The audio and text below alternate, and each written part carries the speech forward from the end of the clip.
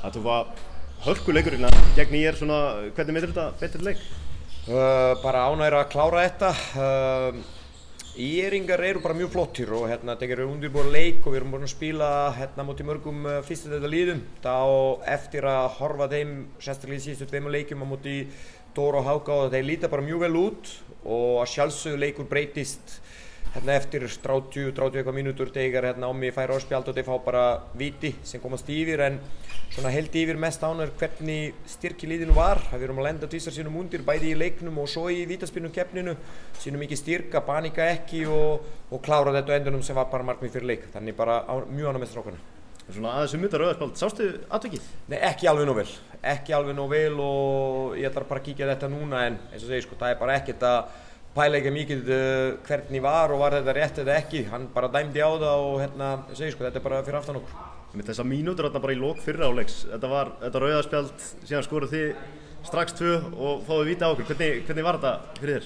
Þetta var bara mjög skemmtilegt fyrir fólki sem kom í dag að horfa á það og enn og aftur eins og þessi víti og rauða spjald ekki búin að slá okkur úr lænu eða svona 1-0 undir, við bara rísum upp í lok fyrir hálfleik og snúum bara leikinn alveg og eina sem maður kannski vildi að sjá það var að halda boltanum betur í setni hálfleik, jafnvel að voru ferri, það voru fullt af tækifærum að halda honum betur utan það vantaði svona tengja 3-4 sendingum til að komast inn í góð stöðu sem við gerum svona í nokkra skipti og bara vildi að sjá okkur að halda þetta út, en eins og segi þeir eru líka bara flottir og bara gafu ekki neitt eftir og náðu að jafna leikinn og hún fer í vítaspyrnukeppni, en enn og aftur minnist strákar sína styrk og við bara klárum þetta með sigri sem eins og segir var markmið fyrir leik.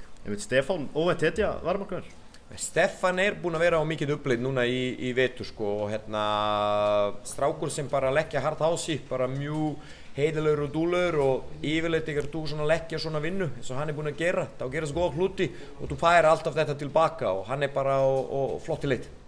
Með Bjarni Mark og Aron Jó voru utan hóps í dag, eru þeir meiðsli? Já, svona bara bæði meiðsli og persónal ástöðum en ekkert alvarlegt. Við erum líka með Jakob Frans fyrir utan í dag og hann Lundemo sem var bara kominn í dag til landsins, þannig hann var ekki svona klár í leikina beint frá flugvelli, en þetta er svona þessi leikmenn eru leiðinni tilbaka, þannig ég von bara að þeir verður bara klárir í næstum dögum. En Lundemo spennandi?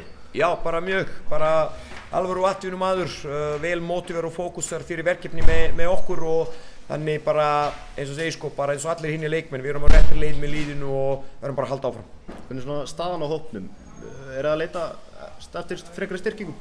Já, bara ekkert kannski endilega að leita, en við erum alltaf á tánum og eins og bara ég var að segja undan, við erum bara þannig klubbur að ef kemur í hendina leikmenn sem við teljum getur styrkja hópin og gera liði og hina leikmenn betra, þá erum við klárir.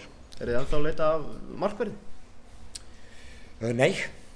En það var líka orðrómur Kusu frá Mjálby, er eitthvað til í það? Nei, ekki til í það Þetta er strákur bara sem ég er búinn að tjálfa í Oster og þá voru að tengja hann við mig í sænsku miðlum. Við erum búin að fá mýjum að núna bara nokkra daga undan þessi fred kemur upp, þannig það er ekki til í því. Takk fyrir.